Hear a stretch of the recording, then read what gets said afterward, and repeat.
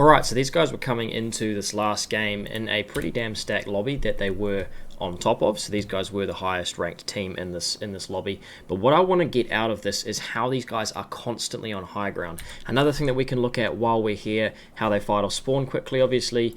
And then we can also have a look at how they conduct themselves in the mid-game in a fight, and then leading into end-game in a fight as well. These guys dropped 19 elims in this final match here, so I want to work at how they're getting that many kills, and how they're constantly finding themselves on height. Hope you enjoy. Now, one thing to note about these guys is that they are going to be unbelievably confident. They're players who have had success across basically every single season. They know how to fight, they know how to play in-game. They're going to be supremely confident in taking a fight with any team who they feel they have a loot advantage over.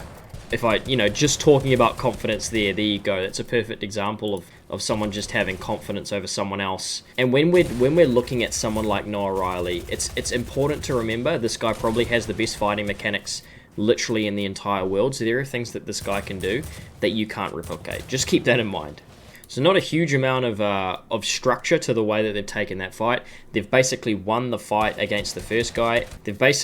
Aqua's basically full centered on the first guy, and then they've just kind of sprayed in and eventually won the fight. There's been no structure to that whatsoever, but pure talent won them the fight. Zone pulling all the way south, but with how dead this lobby is, this shouldn't be a difficult zone for them to rotate. And ones coming further up, they'll already have Surge for. So 63 alive. The only Surge they might have to worry about is movings and then half-half. They should be totally fine with those. They got a bunch of damage in on that last fight, so they should be fine. Now you can see they're actually actively looking for a fight here. They're not trying to rotate to dead side. They're actually actively looking to try and find a team that they can potentially key. Any team who's looking to not key wouldn't put themselves right onto the congested side of the map, particularly when they could have made a rotation as simple as this, all the way coming down onto dead side looking for a position of power on top of Misty Hill. Instead, they look for a fight on congested side because they know that they can take one and win it pretty easily. So they end up shadowing Bad Sniper's team, trying to get some different angles here. You can see them looking for a spray. But look at again, when I talk about the confidence, the supreme confidence of these guys to look for a fight directly on congested side. But this is something that Aqua's been doing for a long time, where he rotates to congested side, looks for a fight, and if the fight doesn't break down, he'll ramp that team following, and that's how he always seems to end up on height. It's a classic thing that seems to regularly occur every time this guy looks to play. So rotating in late, on congested, one of the last teams to come in. Now what I'm wanting to see is if we're going to see a couple of Aqua classics where the team in front of them just essentially gets ramped over the top of as soon as they try to engage with them or hold them. So Noah immediately looking to jump on this player who's isolated himself, but he does get away, so they're not going to be able to sui that. But here we go, looking to take high ground straight away. And there's nothing here that indicates these guys have really got an advantage on this fight. They've got this guy down here that they haven't really hit. They've maybe hit him for one shot. And then this guy over here hasn't had any damage done to him. The only advantage they have is that this guy here is now isolated from the rest of the team. What they can do now is effectively work a 2-on-1 with Vidil coming in and helping Aqua, while Noah Riley keeps these guys off of them. So the whole structure gets chopped. So Noah keeping them at bay. Aqua spraying in nicely, getting some different angles. Alright, let's see where they are. Let's see how they've set themselves up here. Vidil, Noah playing together. Aqua looking for another angle here. Aqua continuing to spray in. You can see Noah looking for another angle over here, while Vidil's looking for another angle over here. This is something, like I've said so many times, it's something you always see from Tier 1 teams, not feeling like they have to play together all the time.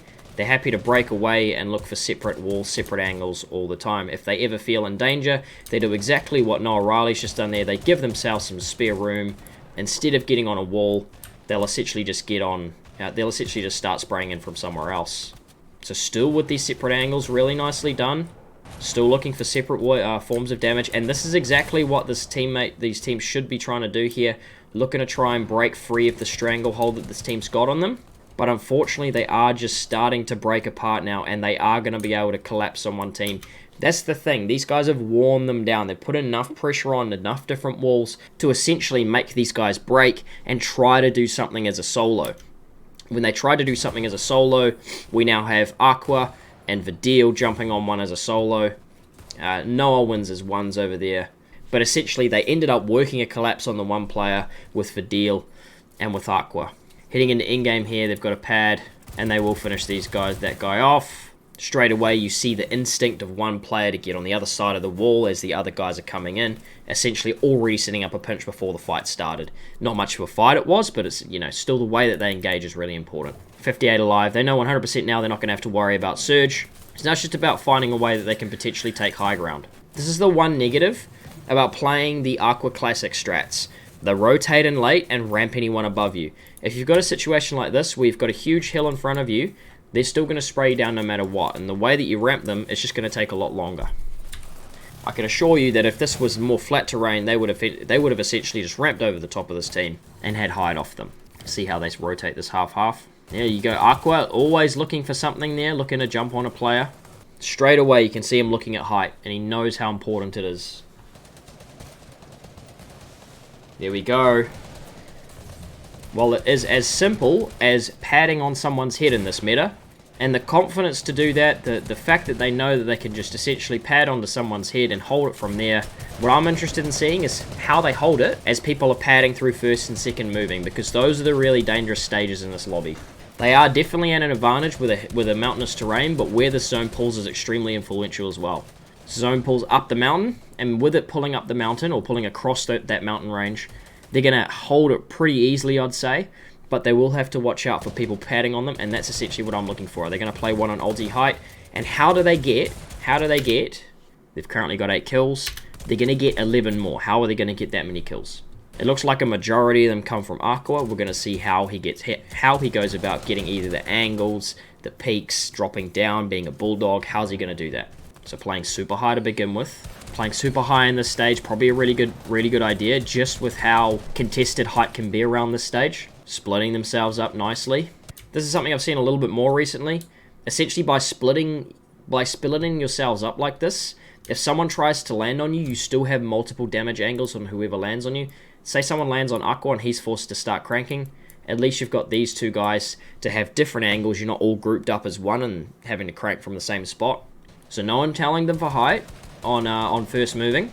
Aqua straight away getting aggressive, getting a knock.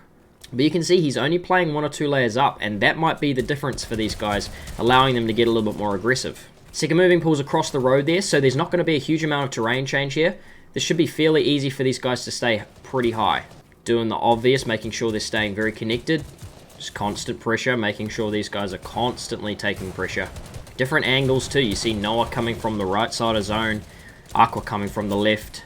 And he's always looking back. He's never shooting directly down. The way he's constantly getting in front of people. He's trying to cut people off. He's creating different angles that you don't see most people get. Rather than shooting directly down on people, he's getting in front of them and creating the right sorts of angles to actually put proper pressure down on someone. So he hasn't necessarily done anything special. This isn't what he's been doing the whole time. He's not just been shooting straight down. He's been actively trying to stay ahead and shoot back to create those angles that are going to make things a lot more difficult for the players below him. So they managed to fend off a height retake here. Let's go back and have a watch at how they do that. So Aqua's the one who decides to start cranking. Meanwhile, these two are the ones who actually keep them off of height. They actually are the ones who win the fight that allows them to hold high ground. So as we speed this up here, we say, okay, so a team's looked to pad on height, and straight away you can see the points that they are looking to shoot out. So having clearly defined points of connection that they can shoot out if someone looks to control or take high ground from them makes it really easy for them to retake height. So while they still look very anchored to the other teams, they know how easy it is to shoot that down. That's really impressive. Really, really easy height retake. A lot of the time you'll see people trying to fight that, trying to build fight that like Aqua did. Aqua gave off the impression that he was fighting for height. Meanwhile, he wasn't really fighting for it. Vidil, Noah looked to really put some pressure on, drop them down, and from here, it's just essentially more pressure and finishing out the lobby. So they're always on high ground because they have the confidence to just send for it. That's the thing that I've learned here. They might not have an incredible strategy that gets them the high ground. The way that they hold it's really impressive, but it's just the balls having the confidence to go out there and just say, we're going to win this game. It's our high ground. You can't take it from us. Cheers for watching.